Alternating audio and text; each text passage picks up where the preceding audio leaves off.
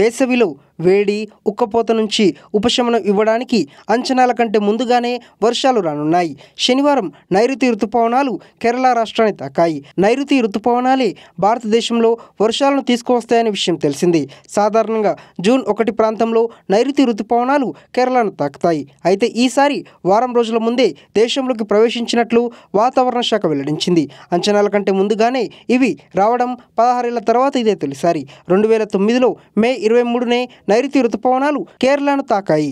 1990లో మే 17నే ప్రవేశించాయి. ఈసారి కూడా రుతుపవనాలు ముందుగానే వచ్చేశాయి. మరో 2-3 రోజుల్లో ఆంధ్రప్రదేశ్, తమిళనాడు, కర్ణాటకలోకి రుతుపవనాలు ప్రవేశించనున్నాయి.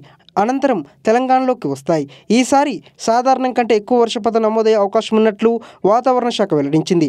ఈ రుతుపవనాలు ఖరీఫ్ పంటలకు ఎంతో కీలకం. దేశంలో ఇప్పటికీ సుమారు 52% సాగు భూమి వర్షాలపైనే ఆధారపడి ఉంది. ఇదే సమయంలో వరదలు, కొండచర్యలు విరిగిపడే ప్రాంతాల్లో అధికారులు, ప్రజలు అప్రమత్తంగా ఉండాలి. అలాగే డెంగ్యూ, మలేరియా వ్యాప్తి కాకుండా ఆరోగ్య శాఖ తగిన చర్యలు తీసుకోవాల్సిన అవసరం ఉంది.